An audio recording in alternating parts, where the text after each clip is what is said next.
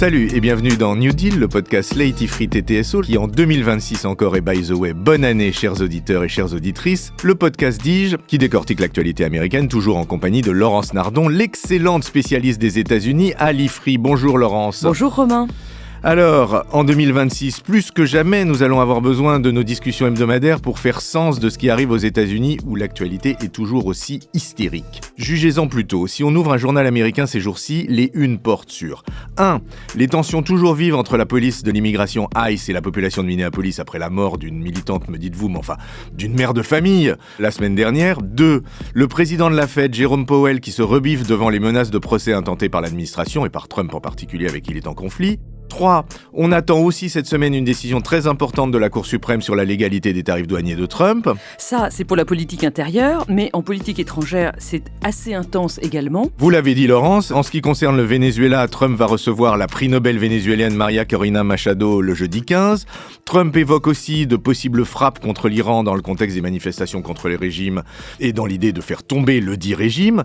Et last but not least, l'administration poursuit ses menaces à propos du Groenland. On a le tournis. Oui, comment essayer de comprendre ce qui se passe ? Je vous propose aujourd'hui de grouper les choses en deux blocs. D'une part, la suite du rapport de force entre le pouvoir présidentiel et les contre-pouvoirs à l'intérieur des États-Unis.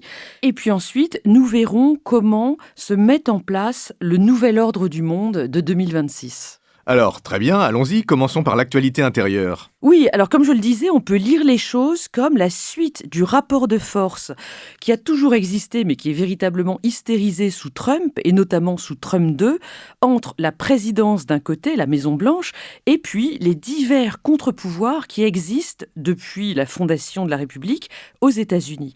Les contre-pouvoirs sont toujours actifs aujourd'hui. Je veux dire, par rapport à une dictature plus installée, on voit qu'ils sont toujours bien à l'œuvre dans l'Amérique de 2026.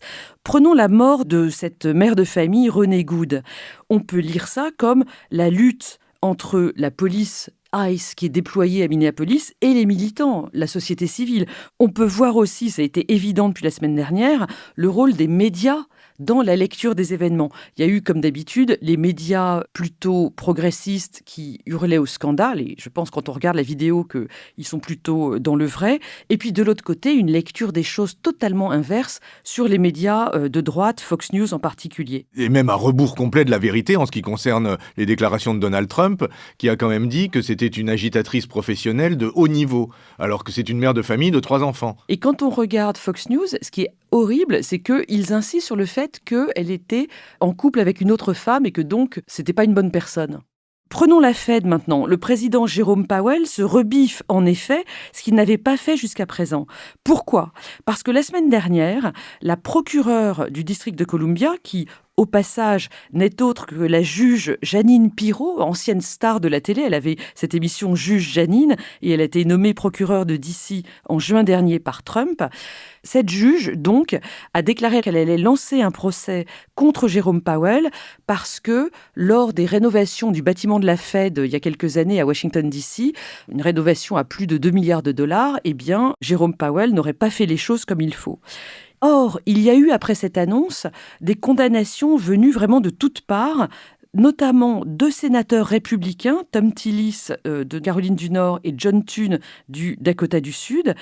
Les représentants des institutions financières du monde entier se sont également déclarés très choqués par ce qui se passait. C'est le cas de Christine Lagarde. Les grands patrons de Wall Street ont également dit qu'ils n'étaient pas d'accord. Et jusqu'au présentateur du Fox Business Network qui, normalement, est plutôt pro-Trump. C'est pour ces raisons, de la vie générale, que Jerome Powell a été un petit peu ferme dans ses déclarations du week-end dernier en disant qu'il n'était pas du tout d'accord avec ce procès absurde qu'on lui intente. Et tout ceci, au final, va compliquer la nomination du successeur de Powell qui doit intervenir cette année et dans laquelle Trump comptait jusqu'à présent, imposer son candidat. Il faut quand même voir ce qui est à l'œuvre là-dedans, c'est que c'est l'indépendance de la Banque centrale américaine qui est un pilier fondamental de la politique économique américaine, qui est une banque centrale qui, contrairement à la BCE en Europe, est chargée de maintenir l'inflation, mais aussi de maintenir l'emploi, et exerce son pouvoir de manière totalement indépendante du pouvoir politique. C'est un aspect fondamental, encore une fois, de la régulation économique américaine que veut remettre en cause Trump dans cette affaire. Mais il y a aussi la question sur les tarifs douaniers. Oui, alors là-dessus, la Cour suprême a été saisie d'une question de constitutionnalité.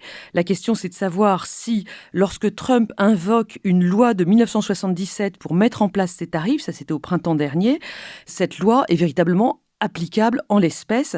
C'est une loi qui invoque une urgence de sécurité nationale pour mettre en place des tarifs.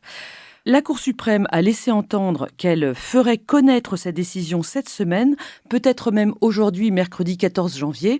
On n'est sûr de rien, mais bon, ce qui va être très important, ça va être de voir ce qui se passe si elle décide que la loi n'était pas applicable. Est-ce que Trump va jouer sur d'autres lois et règlements pour les maintenir, sur une autre base juridique ? Est-ce qu'il faudrait peut-être que les États-Unis remboursent les taxes qu'ils ont perçues depuis 6 mois dans le cadre de ces tarifs douaniers, ce qui serait d'une complexité énorme. Je crois qu'il faut aussi ajouter un élément très important, c'est que comme Trump veut absolument baisser l'inflation d'ici aux midterms de novembre prochain, il pourrait, dans le cas où la Cour suprême condamne son utilisation de la loi de 1977, tout simplement laisser faire les choses de manière à ce que les tarifs douaniers ne soient plus appliqués et que le prix des biens de consommation baisse pour les Américains.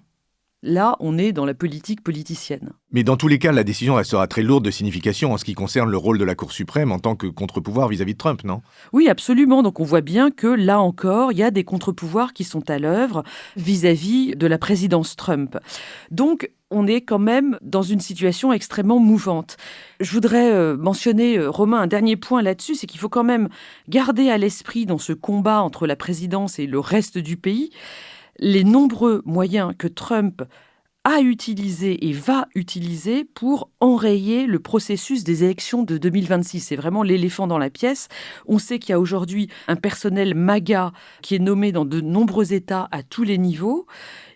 Il y a eu ces histoires de redécoupage électoral par les États républicains pour avoir plus d'élus républicains en novembre prochain et les États démocrates faisant pareil de leur côté. Trump cherche, on le sait, à interdire le vote par correspondance. Il laisse planer des doutes sur le bon fonctionnement des machines à voter, notamment dans les États démocrates. Son administration a demandé les listes électorales aux États, ce qui ne s'est jamais fait jusqu'à présent. Et puis enfin, un dernier risque qui me semble très important, c'est que la garde nationale, voire ICE, la police de l'immigration, qui sont déployés dans de nombreux États démocrates, pourrait avoir pour objectif secondaire en novembre prochain d'intimider les électeurs pour qu'ils ne se rendent pas aux urnes. Donc tout ceci dessine quand même quelque chose de très préoccupant qu'on va devoir suivre toute l'année, si vous le voulez bien. Je voudrais juste insister sur ce que vous venez de dire, Laurence. La liste des actes que vous venez de faire est absolument hallucinante et totalement constitutive d'un passage à une tyrannie. Il faut quand même voir ce dont on parle. On parle du passage à un état de dictature du pays qui a été depuis 250 ans le beacon of liberty de l'Occident. C'est absolument hallucinant. Et cette année, franchement, donne des frissons quand on voit tout ce qui peut se passer. Mais pour rester un petit peu plus positif, je voudrais rappeler qu'on est quand même aux États-Unis, même en 2026, sous Trump 2, dans un pays où l'opposition n'a pas complètement disparu, où les contre-pouvoirs donnent encore des signes de vie manifestes. On n'est pas en Corée du Nord, on n'est même pas en Russie, ni même au Venezuela. Acceptons-en l'augure, Laurence. Mais enfin, tournons nos regards maintenant sur la politique étrangère, si vous le voulez bien. Trump est là aussi actif sur beaucoup de dossiers. Et comment faire sens de cette suractivité ? Eh bien, on a déjà parlé à maintes reprises des 2 axes de la politique étrangère de Trump depuis janvier dernier, 2025. D'une part, l'activisme diplomatique et d'autre part, un impérialisme totalement prédateur. On voit maintenant, rétrospectivement, que la volonté de retrait qui était affichée pendant le premier mandat de Trump, c'était pas un choix délibéré, c'était uniquement parce que Trump se pensait trop faible à l'époque pour agir.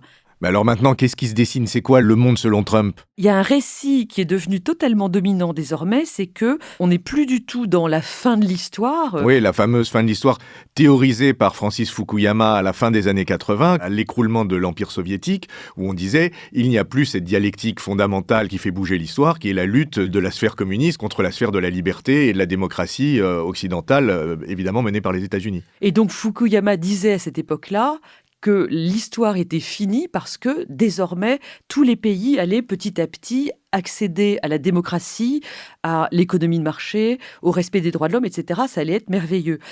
À cette époque-là, il y avait eu une autre théorie, et c'est celle-là qui semble l'emporter aujourd'hui, c'est celle du clash des civilisations.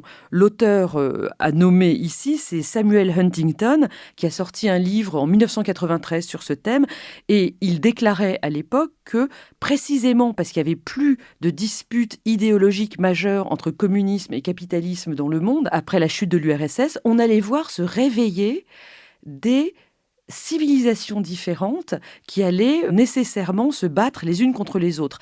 Sam Huntington a été extrêmement critiqué à l'époque parce que d'abord, il n'était pas dans la bien-pensance très très optimiste et un petit peu naïf qu'on avait à l'époque sur le succès de la démocratie. Et puis ensuite, plus concrètement, il listait une dizaine de civilisations qu'il décrivait comme fatalement et inexorablement opposées les unes aux autres. Il parlait de l'islam, il parlait du bouddhisme, il parlait de l'Amérique latine. Il faisait des ensembles qui essentialisaient les régions, qui n'étaient pas complètement exactes, mais on voit bien aujourd'hui que c'est ça qui l'a emporté, et c'est très malheureux pour le monde. Et donc, ce à quoi vous faites référence, c'est à la fragmentation du monde en régions, chacune sous la coupe d'une grande puissance, avec une culture, une idéologie bien particulière, c'est ça ? Oui, c'est exactement ça. Et alors là, aujourd'hui, il y a un terme qui est très à la mode, c'est celui de sphère d'influence. Alors, je suis allée voir qui avait utilisé ce terme en premier. Je peux vous dire que c'est Lord Curzon, ce grand diplomate britannique, qui a employé ce terme en 1907. Bon, à l'époque, il parlait de la pratique du partage des empires coloniaux entre grandes puissances, donc on était dans un autre monde, mais ce concept de sphère d'influence reste aujourd'hui toujours assez négatif, parce que ce que ça veut dire, c'est qu'il y a des grandes régions avec une puissance dominante et que dans ces régions, les autres pays plus petits ont une marge de manœuvre. Sont vassalisés. Sont totalement vassalisés. Donc ce concept est très à la mode pour expliquer le monde aujourd'hui, mais en réalité, je crois qu'il ne fonctionne pas parfaitement. Pourquoi ? Eh bien, prenons une carte du monde et essayons de dessiner ces fameuses sphères d'influence. Il y aurait une sphère d'influence états-unienne qui recouvre toutes les Amériques. C'est ce que Trump explique d'ailleurs à longueur de journée. Mais ce qui ne va pas, c'est que déjà, les États-Unis de Trump sont actifs bien au-delà de cette sphère d'influence du Western Hemisphere des Amériques. On voit qu'ils vendent des armes à Taïwan. Ils sont actifs en Iran et au Moyen-Orient. Ils sont actifs également dans l'établissement d'une paix bien difficilement en Ukraine. Et puis surtout, si on fait un découpage en sphères à domination politique et idéologique, on voit que dans le monde d'aujourd'hui, ça ne correspond pas du tout au découpage en termes économiques et commerciaux. Je vais vous prendre 2 exemples. Le premier, c'est que, on l'a dit, les États-Unis veulent contrôler l'Amérique latine. Or, aujourd'hui, c'est la Chine qui est le premier investisseur dans cette région. Et c'est pareil pour des pays qui sont très alliés des États-Unis, l'Australie, l'Arabie saoudite, l'Égypte, etc. Ces pays font beaucoup plus de commerce bilatéral avec la Chine qu'avec les États-Unis. Donc vous voyez, politique et économie ne se recoupent pas. Et votre second exemple, c'est quoi ? Eh bien, c'est le cas de la Russie. Il y a une alliance idéologique très affirmée aujourd'hui entre les sphères MAGA et ce que raconte Poutine à Moscou. Mais ce qui est très compliqué, c'est que Trump veut aussi faire pression sur la Russie via le pétrole, aussi bien pour l'Ukraine que pour le Venezuela. On a entendu dire cette semaine à Washington qu'un projet de loi de tarifs douaniers allait être voté, autorisant des tarifs absolument monstrueux, on parle de 400 ou 500%, sur les pays qui achètent du pétrole à la Russie. Ça vise principalement l'Inde ou la Turquie. Ce projet de loi, il vient du grand néoconservateur Lindsey Graham, sénateur du Kentucky. On a aussi entendu parler ces derniers jours d'un arraisonnement par la marine américaine d'un pétrolier géant battant pavillon russe, protégé par un sous-marin russe, c'était au large du Groenland. Ce supertanker venait du Venezuela et se dirigeait vers la Russie. On voit donc que là, il n'y a pas de recouvrement entre une entente idéologique et des projets économiques américains. On peut donc continuer à parler de sphères d'influence, mais il faut bien avoir à l'esprit que les sphères politiques et économiques ne se recouvrent pas. La situation est beaucoup moins simple qu'elle ne pouvait l'être pour Lord Curzon au XIXe siècle. Et à ça, si on veut complexifier la matrice, on pourrait aussi ajouter que dans les sphères d'influence, vous avez aussi le pouvoir des entreprises de la tech, qui sont aussi puissantes, même plus puissantes que des États, et elles ne figurent pas sur les cartes. Oui, donc on voit bien, c'est évident que le monde est entré dans une phase de fragmentation, mais cette fragmentation est quand même extrêmement complexe. Je crois qu'il va falloir y consacrer plusieurs autres épisodes, Romain. Ça tombe bien, Laurence, vous et moi, c'est pour le long terme. Donc je me réjouis de vous retrouver la semaine prochaine pour continuer à discuter de ces événements que vous éclairez, mais qui font néanmoins totalement frémir. À la semaine prochaine, Laurence. Merci Romain, à la semaine prochaine. Retrouvez New Deal chaque semaine sur Slate Audio et toutes les plateformes de podcast.